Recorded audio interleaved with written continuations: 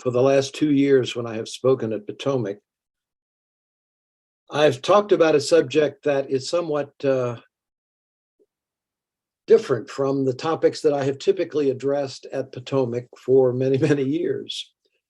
You may recall that I've talked about race and the history of American Presbyterianism. It's related to the topics I've discussed before, but that was somewhat different. And today I want to return back to my original theme. I can remember it's been a long, long, long time ago when I first came to Potomac to teach. I remember the Reikleys in particular were very active in getting me there. And I remember being asked to come and talk about the Reformation. And I remember just the Reformation in 45 minutes, please. And I remember being very, almost like a kind of doctoral exam, being very carefully scrutinized in questions by Jim Reichley. More than once, he had this kind of furrowed brow, and the clear implication was, I don't think you've gotten that right. And it was the beginning of a long and treasured friendship with Jim in particular over the years.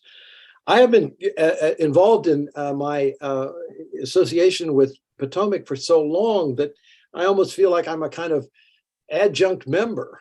As a matter of fact, maybe I should recommend that for church polity, that there are people who are so connected with a congregation, even if they aren't members of it, that maybe we should invent, like in the academy, we had adjunct professors. Maybe we need adjunct member status. And if that status existed, I would apply at Potomac.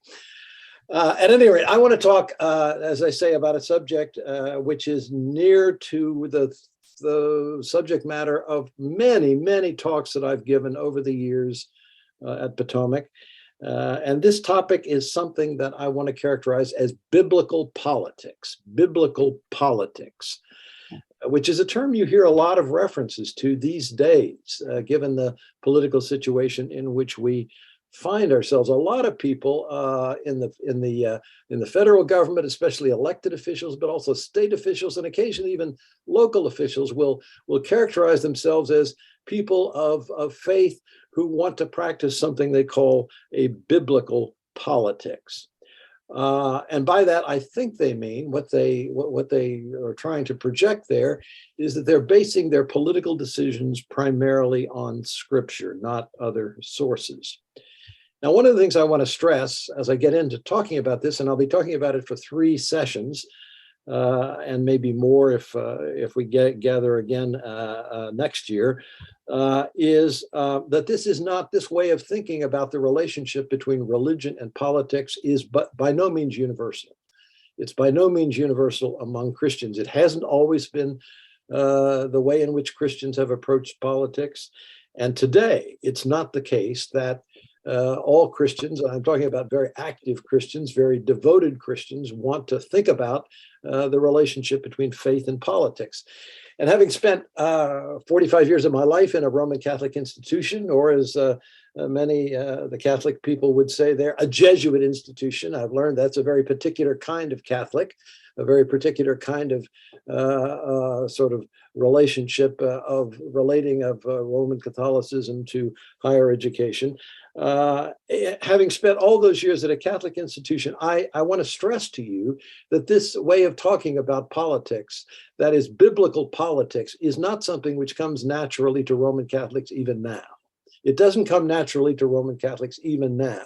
And I say even now, because since Vatican II, there has been a big shift in the direction of more attention to Scripture, more attention to the use of Scripture in ordinary life, more scriptural literacy, if you will, among Catholics.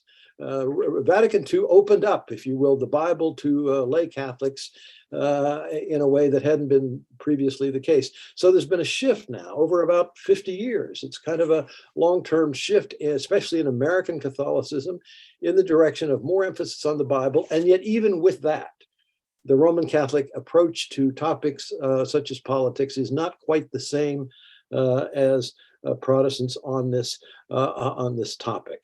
It's no accident that Protestants in particular talk this way, and Roman Catholics tend not to talk this way.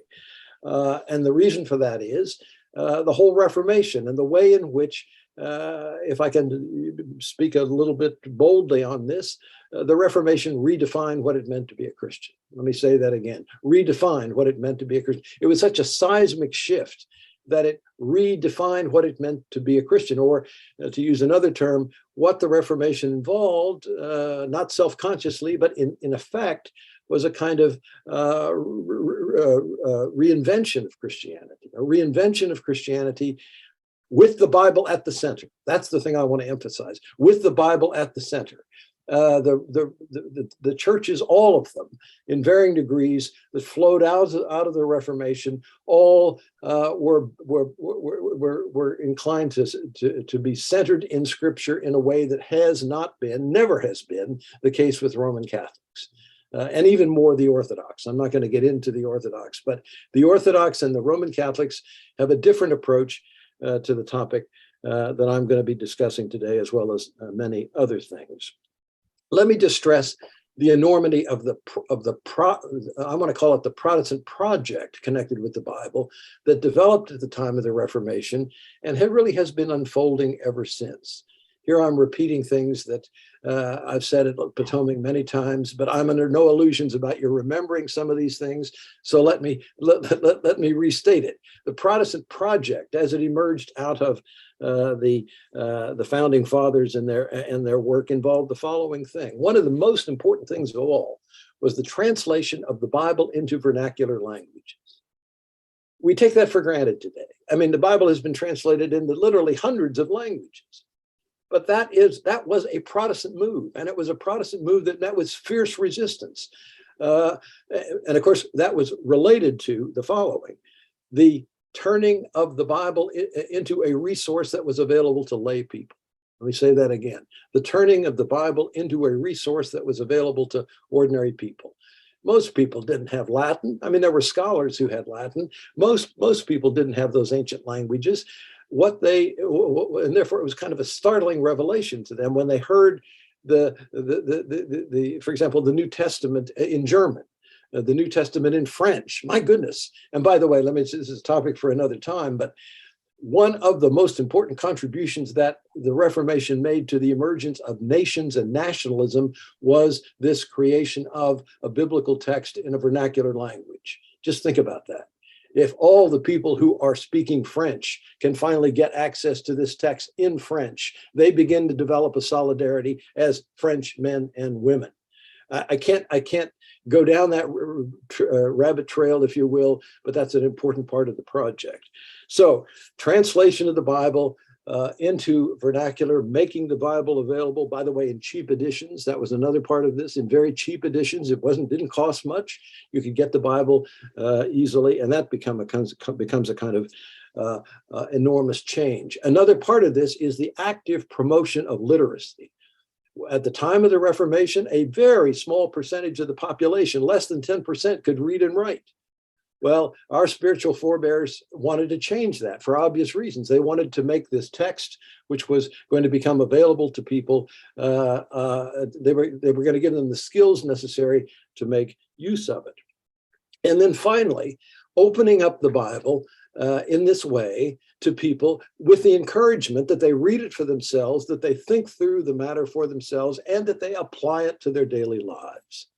I hope you sense, as I speak here, this is just an extraordinary project. And by the way, Protestants, not just Protestants, but largely Protestants, have been pursuing this project around the world ever since. You could argue that this is one of the fundamental themes of Protestant Christianity flowing out of the Reformation. And of course, one of the things that this led to was people thinking about politics in the light of the Bible. I said earlier, in all aspects of daily life, marriage, sexuality, commerce, politics, the idea was, let's think it through for ourselves. What exactly is the connection between the Bible and the Bible's message and all of these different aspects of our lives, one of which is politics? Seek biblical direction. That was the imperative. Seek biblical direction in everything that matters. Now, all I can talk about in this presentation, thankfully, is one approach to that complicated project. How do you relate the Bible to politics? I hope you all understand that as history has evolved, there have been all kinds of different ways of relating the Bible to politics. I'm going to talk about one of them in this series of 3 talks, which is foundational to our tradition. What is our tradition? It's the Reformed Protestant tradition. The Reformed Protestant tradition. It's not Lutheran, it's not Anglican, it's not Anabaptist, it's Reformed. And by the way, if you travel the world, and many of you I'm sure do travel the world, when you go into other countries, on the whole, you're not going to, you may find some Presbyterian churches. If you go to Korea, you'll find Presbyterian churches. If you go to Brazil, you will find Presbyterian churches, but especially in Western Europe. If you're looking for a Presbyterian church in France, you're not going to find one. Instead, what you're going to find is the French, or what used to be called the French Reformed Church. Interestingly enough, in the last few years, the French Reformed Church has joined the Lutherans to create the French United Protestant Church. Isn't that interesting? But for the longest time, Dutch Reformed, French Reformed, etc. Reformed was the, shall we say, the most common way of talking about people who stood in our tradition. And the Reformed tradition was known almost from the outset. And let me give you some dates here. Roughly the mid-1500s is what we're talking about. The 1540s, the 1550s, and after. That's the crucible out of which the Reformation flows in a series of countries. In Switzerland, in France, in the Netherlands, in what becomes the Netherlands, in Scotland, in England, and then across the Atlantic, of course, there is this thing called eventually New England. All of that is part of this story that I'm telling here. And in that period, and early into the early 1600s, keep in mind that the people that we think of as Puritans or Pilgrims are already making their way across the Atlantic in the early 1600s, not far after the founding period of the Reformation. But the founding period of the Reformation is the mid-1500s. That's the time, for example, when John Calvin is active in Geneva. The dates there are 1541 to 1564, 1541 to 1564. That's when John Calvin is the acknowledged ecclesiastical and, by the way, educational leader of this canton of Geneva, which is one of several. Basel's another one, Zurich's another one. Those Swiss cantons were all dominated, at least many of them, by Protestant leaders who become important in the shaping of this movement. And by the way, Calvin was a Frenchman, and he was an emigre. He was a refugee. Let's be very clear. He was a refugee. He had to leave France because of his religious views. And he then is very interested in the Reformed movement, or Huguenots, in France, and becomes a very important inspiration to them in the 1560s and 1570s and 1580s as the great wars of religion are developing. Now, in the you might say the incubation period, the very beginning of the Reformed movement, it was known from the outset as being highly political. Let me say that again. It was known from the outset as being highly political. Political, I'm talking about in the civil sense or secular sense. Its devotees almost took it for granted that part of their discipleship was to seek power and wield power. I'm talking about civil power, to seek power and wield power. I've oftentimes thought it's no accident that you go to a Presbyterian church today, literally, hundreds of years later, you go to a Presbyterian church today, and oftentimes you will find sitting in the pew people who have sought public office and wielded power in that office. It comes naturally to people in this movement, in part because they're upper middle class, they're professional, they're highly educated, etc. But this is almost in the Reformed DNA in one country after another. And there's a reason for that. The founding fathers, and I'm going to use Calvin here as the main example, the founding fathers of the Reformed tradition gave to politics a very high and elevated status in their theological writings. Let me say that again. They gave to politics a very high, very lofty status in their writings. Calvin said in the wonderfully suggestive and influential last chapter of his great Institutes of Christian Religion, chapter 20 of book 4, the last chapter, which is a wonderful statement of sort of a theology of civil government. He says there a very interesting thing. He says, civil government is not a polluted thing. It's not a polluted thing. Now you might say, well, what's the point of that? Well, for centuries, going all the way back to St. Augustine, there was a tendency to say that the only reason we've got civil government is because of the human propensity for sin. The only reason we've got civil government is the human propensity for sin. That is, to keep the bad guys away from us or to keep them down. That was not Calvin's view. That was not the view of most of the people in the Reformed tradition. They believed, to be sure, in human sinfulness. They didn't need to be educated about that. They understood human sinfulness, but they understood also that civil government's purpose was not just to protect us against sin, against the consequences of sin. Well, what other purpose would it have? And that would be to create a positive, just community, or as some of them said, a holy commonwealth out of society through the direction of good, righteous men. I hope you see the difference there. Calvin characterized, he even went so far as to characterize the office of magistrate. That was the term he oftentimes used, sometimes prince, but more often magistrate. He characterized the office of magistrate as a calling. And indeed, he even characterized the person who would wield public power as performing a ministry.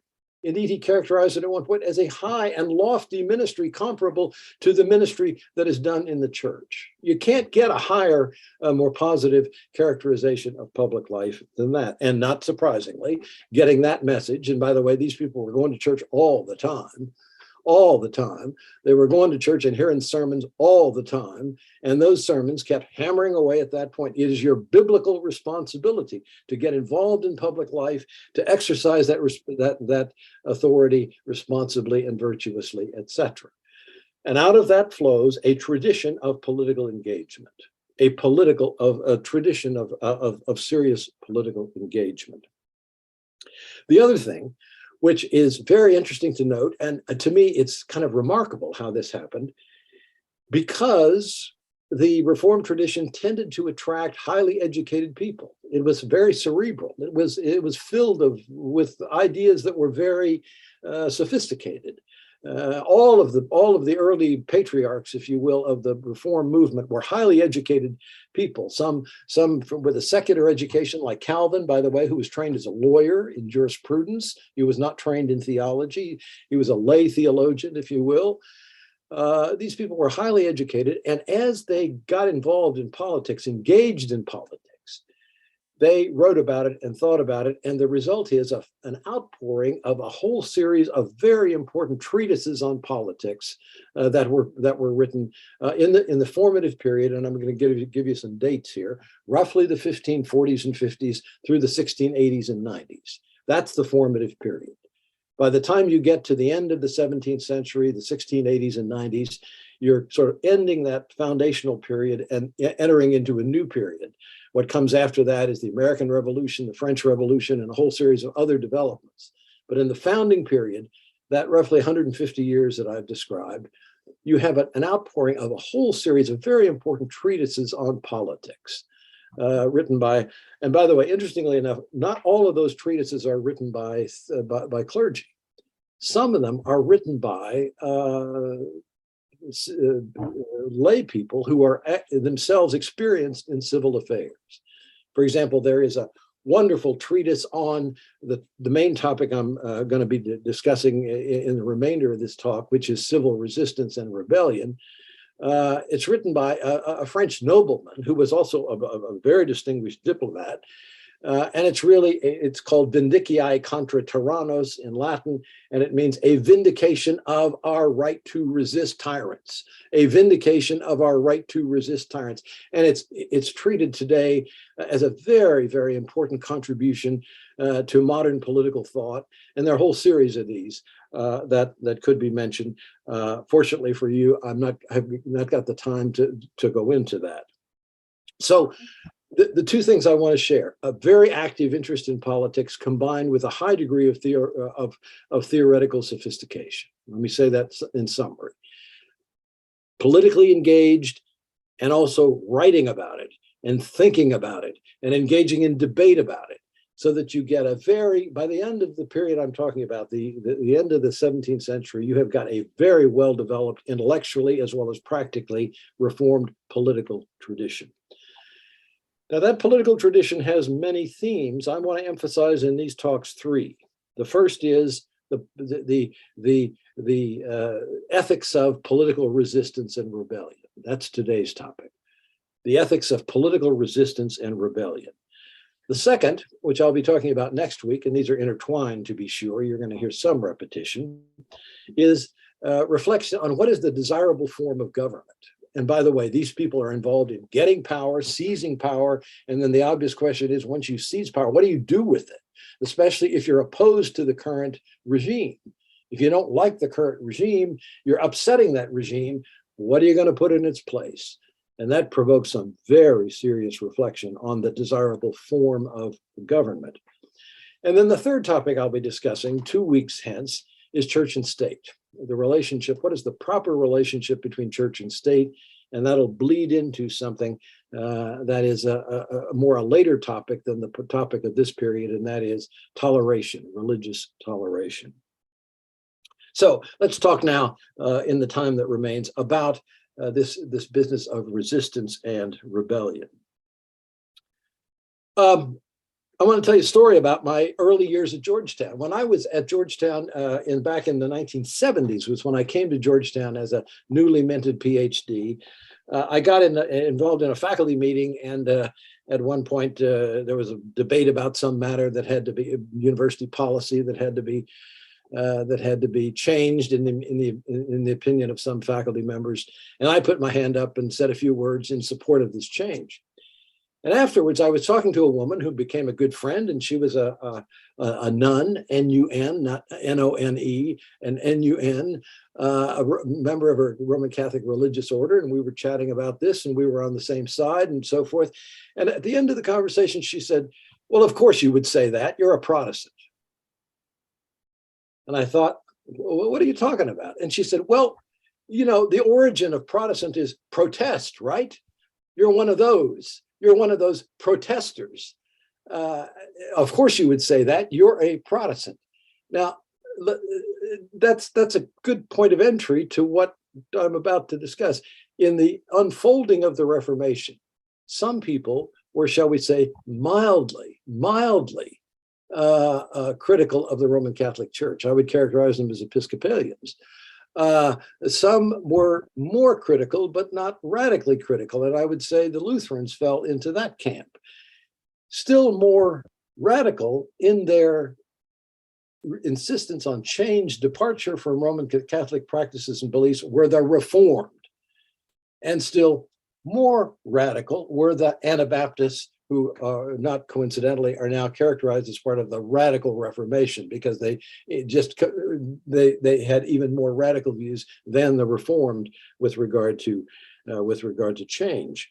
But the word Reformed is very significant in this respect. Our spiritual forebears were, you might say, in the farthest left, in the next to farthest left category in terms of the degree of reform they wanted to bring about. They were very strong in their insistence upon change in all kinds of different areas. And as a matter of fact, the word reformed had a kind of boast to it. It was coined typically to say, we're more reformed than you are, meaning we're more reformed than you Lutherans, we're more reformed than you Episcopalians, and they even went so far as to say, we're the true reformed. Now, the Anabaptists, of course, kind of pulled the rug out from underneath them on that, but they were very well known for their strong tendency to object, to resist, to push back. And that translated into politics in the following way. They got a reputation fairly early on, like by the 1560s, they already had this reputation of being rebels. Rebels. And I mean rebels in a political as well as an ecclesiastical sense. They entertained ideas about politics which were subversive of existing political authority. Let me say that again.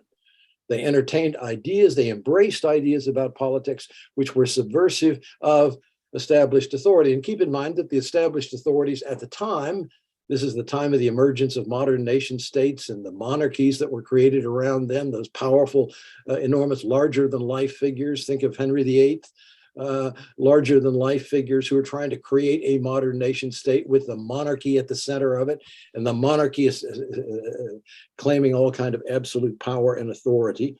Over against these were these reform people who on the whole said things that were subversive of the claims made by these powerful monarchs. So now that's a given, but now let me problematize that in the following way. These were people who said at the same time, we're trying to go back to the example of the New Testament church. Again and again, they said that. Part of the Reformation was to recover the purity of the church before it got corrupted by these Romans. Let me say that again. To go back to the example of the church, the early church, recover the purity that it had before it had been corrupted by the Romans, corrupted by the Roman Catholics. That was a big part of their theme. There's been centuries of corruption, distortion built into the history of Christianity. We're trying to recover something which has been lost. But now let me focus your attention on what's anomalous about that. The early church did not function as a rebellious political force. Let me stress that. I mean, we all know that, but let's just underscore that. The early church did not function as a rebellious political force. And indeed, there are parts of the witness of the New Testament which demonstrate powerfully that the early church had an opposite response. Think of, for example, of the famous writings of Paul, especially the 13th chapter of Romans, where he says, be subject to authority. And the impression you get is what?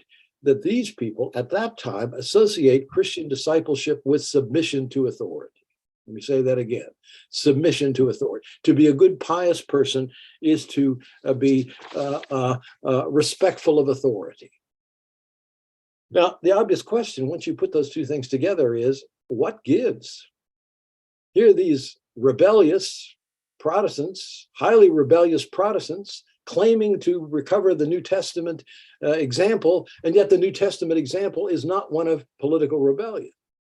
It's just not one of political rebellion in the way that they were engaged in it. And by the way, this was not just an idea. They fomented revolution in every one of the countries outside of Switzerland where they were active. They led to civil wars in France, civil war in the Netherlands, civil war in Scotland, civil war in England. They didn't produce civil war, at least initially, on the other side of the Atlantic, because they had the opportunity to create new communities of their own liking and choosing. But on the whole, the pattern was rebellion, rebellion, rebellion, civil war, etc. And by the way, that was one of the ways the Roman Catholics sharply criticized them. They said, come on, Christian discipleship is not about radical political revolt. That's unchristian. That's contrary to the teaching of Scripture. You're contradicting yourself here. So the obvious question is, in Reformed political thought, how was this resolved, or how did it happen would be a better way to put it.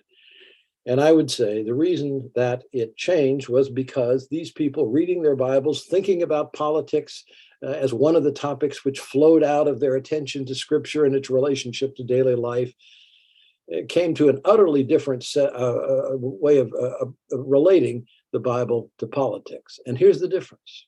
Their focus was primarily on the Old Testament. Let me say that again. Their focus was primarily on the Old Testament. They said, not without reason, I think, but maybe with good reason, that if you're just thinking about this in a very basic, elementary way, and you turn to the Bible and say, where are the places that politics is seriously discussed? It's not the New Testament, it's the Old Testament, right?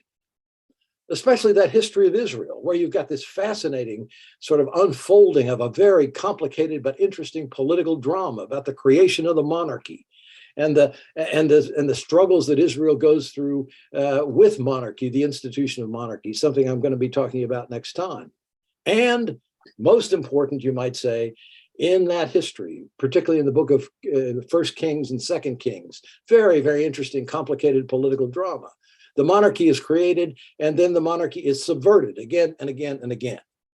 That's sort of the much of the and by the way, the prophets, when we think about the prophets are oftentimes preaching a message which seems to lead to what? Political undermining of political authority.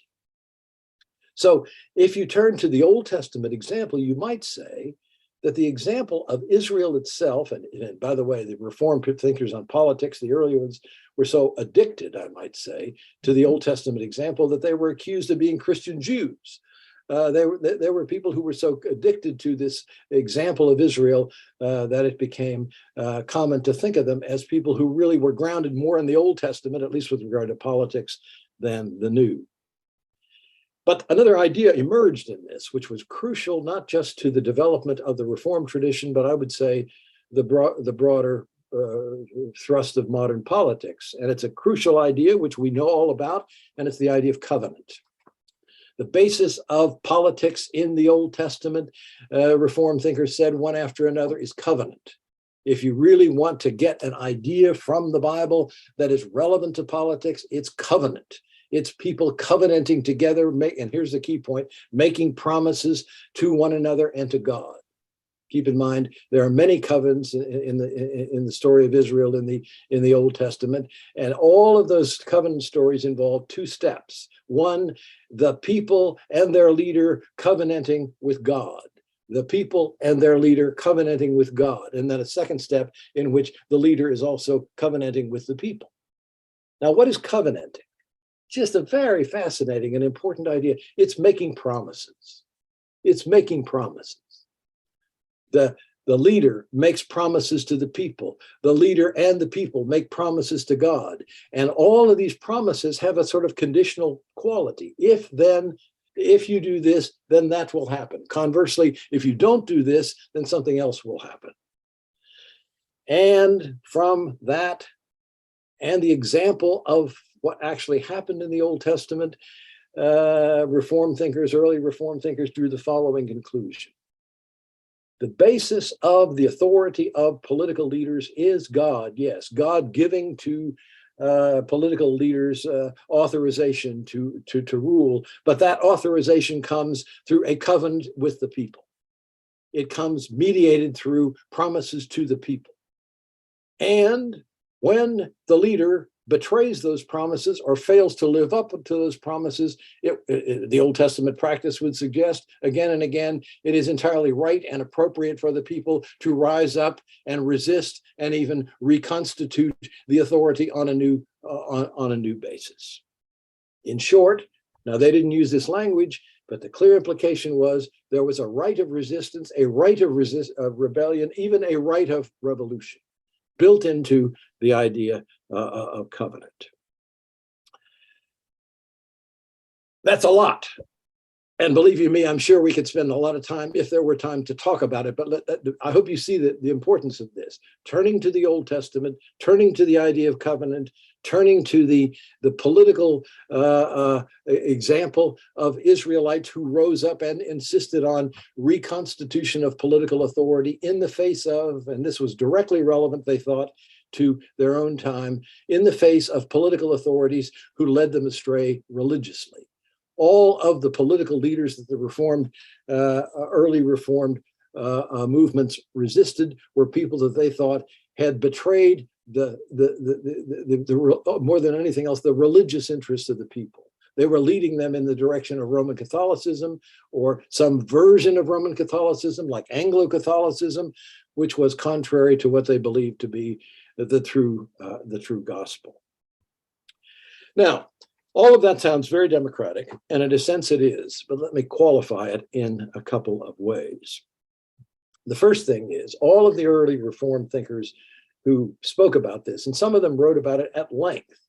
It's fascinating how they would spend dozens and dozens of pages, occasionally hundreds of pages, writing about this question because it was such a sensitive topic. They were being attacked all the time by various people saying, this is not right, this is not a good reading of the Bible. But they insisted on it, but with these qualifications. One, they did not assert that the right to resist resided in the common man. They did not insist. They did not stipulate that it was the common man who had this right to criticize political authority and rebel against it. No, no, no. It was not the ordinary person, the ordinary citizen. It was instead the following. It was subordinate magistrates. Subordinate magistrates. That is, lesser rulers. Calvin in particular makes a very clear point about this, that in every society there is the ultimate ruler, the prince, the king, whatever, and then there are a whole series of subordinate magistrates. Subordinate magistrates who have, and Calvin was not alone in thinking this, who have from God their own authority, their own duties and responsibilities, and it is those people. By the way, this was equated in reading the Old Testament with the judges who stand over against the king and have a right and responsibility to stand over against the king when the king acts wrongly. So this was, shall we say, an anticipation of a democratic idea at best, because the authority was vested mainly in a group that might be characterized as aristocratic. The second thing that needs to be said by way of qualification of what I've said is that they all said, and sometimes at great pains they said, rebellion, that is rising up with the sword, challenging directly the right of the government and the leader of the government to impose policies on us we don't like. All of that needs to be done cautiously and in a very graduated way. Rebellion itself should be thought of as a last resort. It should be thought of as a last result. And then you get a whole series of sort of gradations in their writing. Start with petitioning. Then if the petitioning the king to change the policy, if the king refuses to change the policy, then the next step is mild resistance, like refusal to pay taxes. Take various steps which indicate in a modest way, in a moderate way, your resistance to the policy in question. And only as a last resort do you take matters into your own hands. Only as a last resort, after all other avenues have been exhausted. Third thing I want to say by way of qualification is this. There were always within the Reformed tradition people who were critical of the line of argument that I've laid out in talking about covenant. There were always within the Reformed tradition. I'm not talking about outsiders. The Anabaptists, for example, who tended to be pacifists, were severely critical of it. But even within the Reformed tradition, there were people who were sharply critical, and I want to hold up one of them because I will be talking about him more in a couple of weeks, and that is the famous dissenter in New England, Roger Williams. Roger Williams, who, of course, eventually had to leave Massachusetts Bay Colony and is known well as the founder of another colony. We now think of it as Rhode Island, Providence Plantation, where there was clearly a whole, you might say, more tolerant approach to the linking of religion and politics. Roger Williams was very sharply critical of this sort of argument for justifying insurrection, and that's what it was, an argument justifying insurrection for one very simple reason. He thought it was contrary, and note the phrasing here, he thought it was contrary to the ethics of Jesus to use violence. Let me say that again. It was contrary to the ethics of Jesus to use violence. And to that extent, he was a pacifist. And therefore, even though he was known as a fiery rebel, a kind of sort of pain, people kept saying, Roger Williams is just a difficult person to deal with over and over again. He's a difficult guy to deal with. At one point, a Roman Catholic made a crack. He said, I sympathize in only one respect I sympathize with the leaders of Massachusetts Bay Colony. And that's when it comes to Roger Williams. They have got a problem on their hands. He was a rebel, but he was a rebel who thought that the act of rebellion should be done in a way that's consistent with the teaching of Jesus with regard to the treatment of the neighbor. I'll come back to talk about that, which is when I get around to church and state. It's very important. aspect. And that, by the way, that's within the Reformed tradition. Roger Williams was very much a Reformed thinker who very self-consciously thought of himself in that tradition, and yet was a kind of interesting dissident voice in that tradition. Now, I'm about done here, but let me just quickly summarize and add a point. This line of argument that I'm laying out for you with regard to resistance and rebellion, the legitimacy of resistance and rebellion, was not the way most Christians thought at the time. It was not the way most Christians thought at the time. It was not the way the way Roman Catholics thought. It was certainly not the way that Anglo-Catholics thought as a general rule, and many other Protestants as well.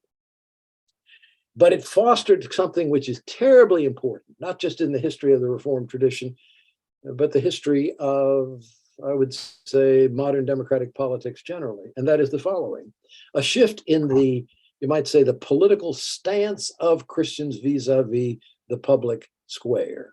The stance of Christians vis-a-vis the public square, and I would summarize this shift this way: movement from a stance which assumed a preference for submission.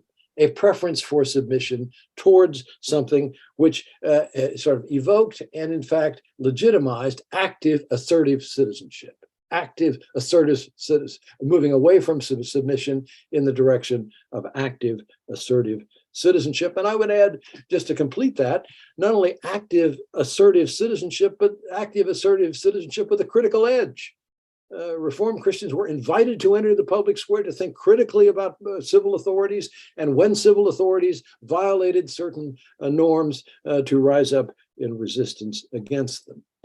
And of course, the covenant idea leads to another very important theme in modern politics: consent of the governed. Consent of the governed. Just focus on what that covenant idea implies. If we are making and giving promises in the foundation of civil authority, there is implied in that a notion that the people, to some extent, need to consent to a legitimate government. Need to consent to a legitimate government. And clearly, when they step back from that, feeling that their interests have been betrayed, they are what? They are withdrawing their consent. That terribly important idea, needless to say, is at the root of the American project, And it's no accident that if you read carefully the Declaration of Independence, many of the ideas, especially at the beginning, many of the ideas that I've articulated here sound very similar to these ideas. They're a sort of secularized, I would say a modestly secularized version of the ideas that were pioneered by these Reformed thinkers. Now, as you know, I have a tendency to go on and on, so let me resist that tendency and stop right here. Maybe we've got a minute or two, or I don't know what the time the situation is, for comments or questions. We've got 12 minutes for comments and questions. So. I have a question. All right. Diane. I got one question in-house here, and then we'll take your question. Okay. What would you consider an example of a 21st century covenant? Can you hear that question, Bruce? No, say it again. What would you consider as an example of a 21st century covenant? That's from Dell.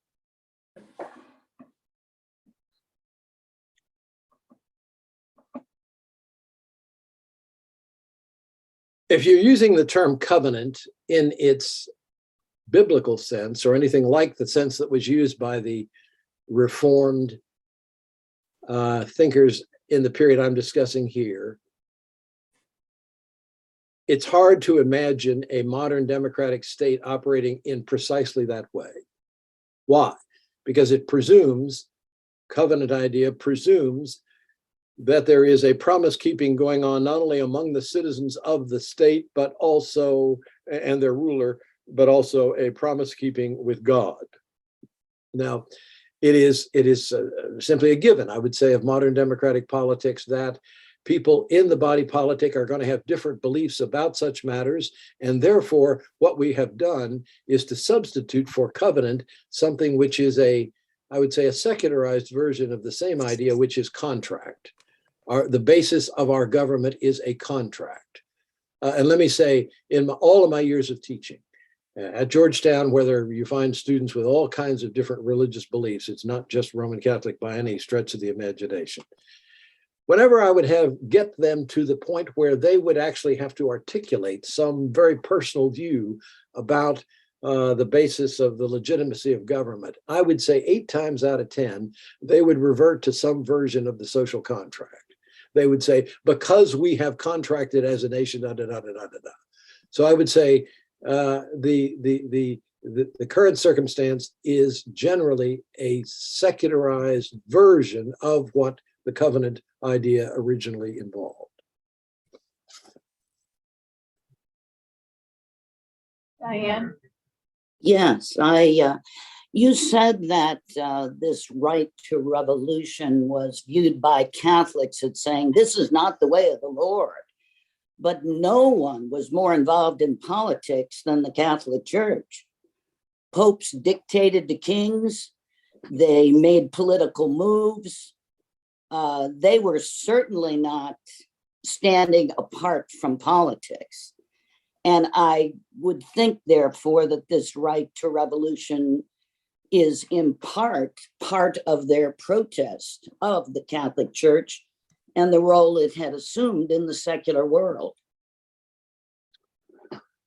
All right, 2 points. Number one, of course, the Roman Catholic Church was deeply involved in politics and Roman Catholic political thought, which is an even more elaborately developed tradition than Reformed political thought, in part because there was more duration to it. There was a longer storied unfolding.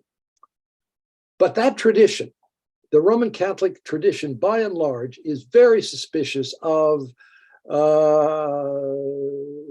legitimizing acts of rebellion. It is heavily weighted on the side of authority, in part because they are so what? They are so linked to authority. I'm reading, for example, right now, a fascinating book about the history of Jesuit political thought, which develops right in this period. The Jesuits are almost exactly the same time period, the founding of the Jesuits, as the Reformed movement. And the author of this book says over and over again, they had all the materials to develop something like a theory of legitimate resistance and even some use for it, but were reluctant to do it because of their presumption that it was a dangerous idea, a very dangerous idea. I'm missing the second part of your question was what? You triggered that it really was a protest. I think I was still saying. Okay, exactly. Protest. Okay, no, well, I would disagree with that. I think certainly it was a protest against Roman Catholicism and its political manifestations, absolutely. But it was not a protest against religion being used in public life. They were equally committed to the same thing, in effect, that the Roman Catholics did. It was just they wanted to do it in their own way. So the idea that they would ultimately turn against sort of linking church and state, that's the key issue. Linking church and state, that was not their thing. It came much later. And by the way, that's one of the reasons why people sometimes say, well, their departure, the Anabaptists said this, their departure from Roman Catholicism was not nearly as strong or radical as it needed to be.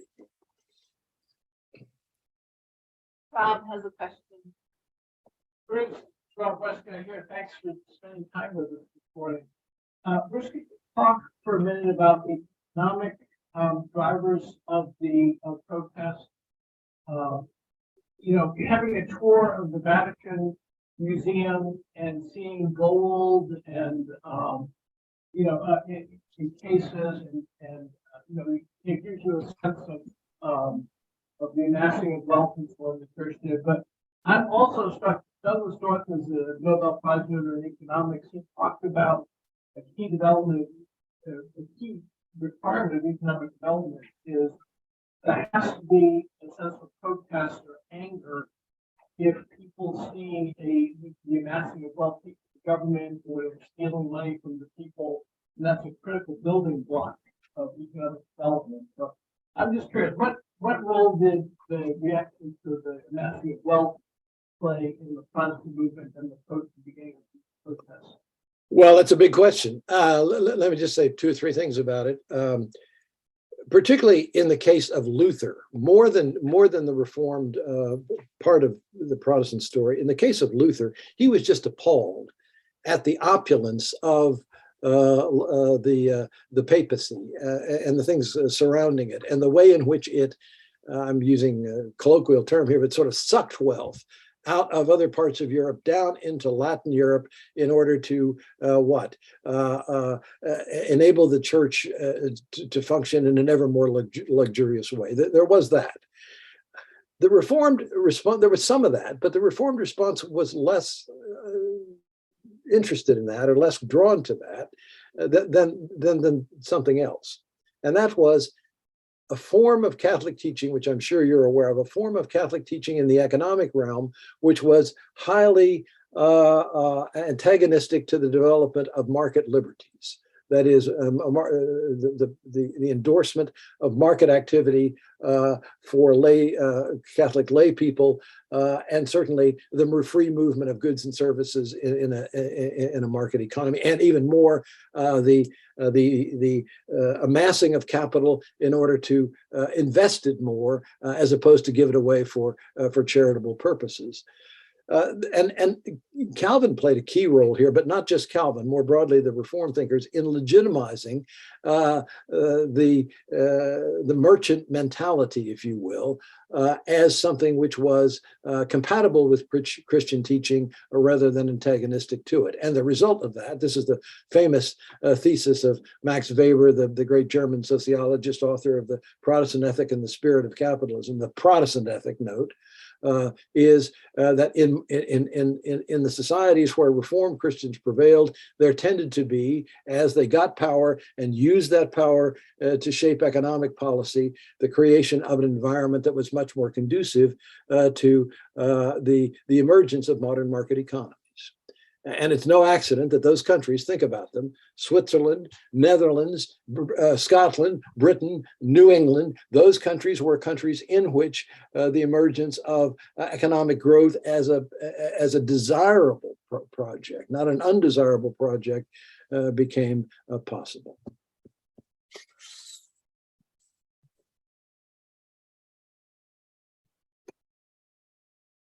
Any other questions? Yeah, Bruce, power is in any form it takes. And it's, I'm just curious, as I know you're going to talk about this later, the need for secular governance for large societies to maintain order, what have you. And I'm not even saying what kind of government or order it is. The need is there for sure. But then when we turn on the religious side to God's intent for us, in that direct connection to each of us as children of God, we tend to shy away from and be very critical and suspicious of power in any form it takes. So I'm just curious, I mean, as a balancing point here, there's a need to engage in the world that you talked about in terms of the Reformed tradition, not the least of which is engage in politics. I mean, not as opposed to live a monastic life, just connected to God, separated from society. But the idea of power and the guardrails that one needs to have against that, even if it's in a religious context, that my beliefs are 100% correct, therefore everybody else may have power, and therefore I will force you to believe the way I do. I wanted you to just comment on that idea of power and how the Reformed tradition looks at that in either the secular world, or maybe it's kind of a big question, but that's my question. Well, it's a great question, like several of these. And I'm tempted to say, stay tuned, because that's going to be my main subject next week. But let me anticipate that with this observation. before I'd read a lot about the Reformed tradition, my inclination was to say that the Bible as such does not provide very much in the way of resources for thinking about the problem that you've just posed, which I would loosely characterize as the ethics of power. The ethics of power, especially in the political realm, there are other kinds of power. So my initial assumption was that. And then I got to reading this literature to which I've referred, and it's very clear that they didn't have that view at all. They thought that in the Old Testament, there were a lot of resources for thinking about this problem. And their ideas were, I would say, not only interesting and creative, but also highly influential. They are the root of, I would say, some of the ideas that we associate with the idea, which is terribly important today in our politics, of constitutional democracy. Not just any old democracy, but constitutional democracy, which has to do with limits on power. Now, I'm not going to say anything more. I think we got a perfect segue here, Emily. We're going to address that topic more fully next week. All right, Bruce, really, really wonderful. Lots of food for thought for all of us. Appreciate so very much your time. Thank you. All right, have a good week, all of you. Yeah, we'll see you next week. Stay tuned. Take care.